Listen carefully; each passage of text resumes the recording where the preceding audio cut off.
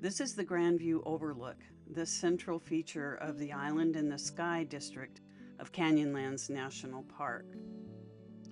Island in the Sky is an easy area to traverse with lots of beautiful views. We chose to take a hike to something called the Upheaval Dome. Can you tell it was hot? I was really proud of myself for tackling this, which really wasn't that difficult of a climb, but for me it was. And it was pretty, but the point of it was, I don't know, kind of disappointing. It's a pit and they don't know what caused it. But I'm sure the 600,000 visitors a year also find the Sky Island gorgeous. For us, the Shafer Trail was the main attraction. From above, it looks like a fun, easy drive down the 1,900 feet of switchbacks.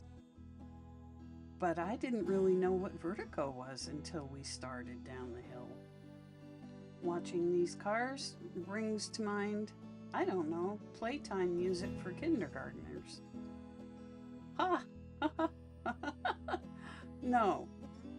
The Shafer Trail was originally formed by ranchers and then expanded by uranium miners, common in Utah.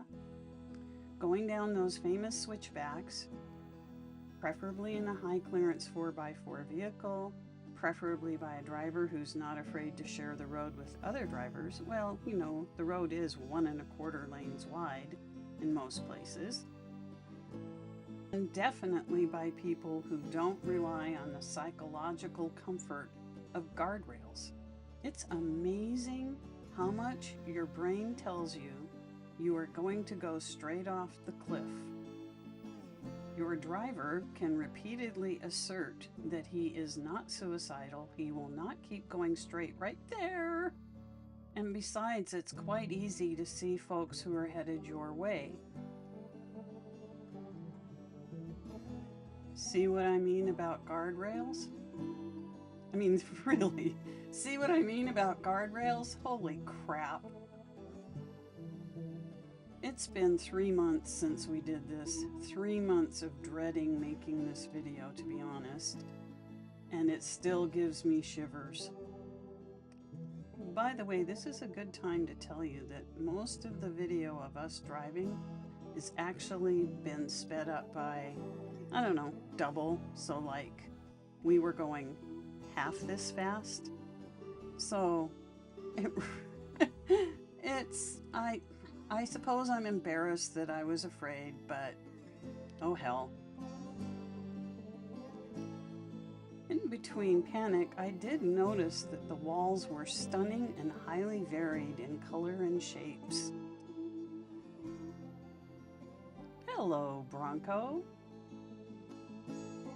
Okay, we made it down the switchbacks. Toward the end of this valley, you take a left onto the Potash Road.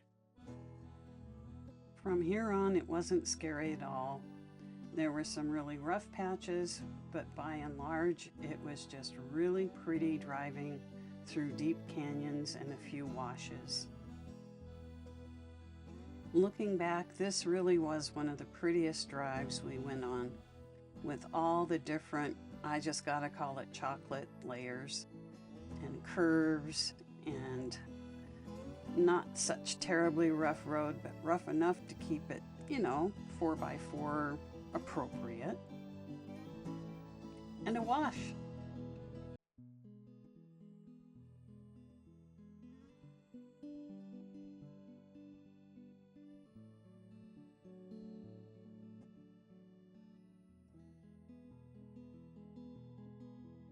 A little way down the Potash Road, there was actually a restroom.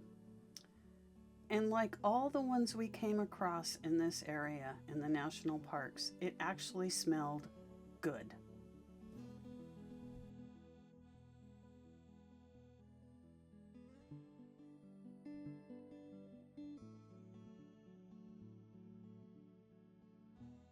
Lest you think all entrances to national parks are fancy, that was the back entrance into Canyonlands.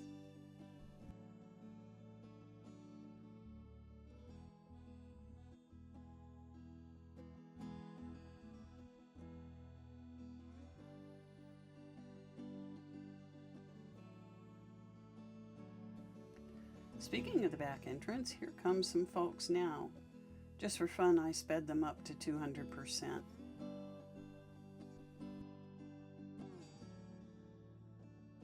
This was the first time we had to follow people all day. And that was great. There were 4 trucks, but the challenge for us was they were all stopping at the river overlook, which, you know, it would have been nice to have all to ourselves. Being from the Northwest, I just have to retrain my mind not to expect a blue river. Not complaining, just observing. Okay, so how surreal is this? After the Brown River, we came across this seeming lake, but there were no waves in spite of there being wind. Very confusing. Well, here's the answer. That was a potash distillation pond, of which there are a number here at the end of the trail. Speaking of following people, this poor guy, I've got him sped way up. I don't know how he made it all the way down there. After the potash, it was an easy ride back to Moab. That's it for the Shafer Trail.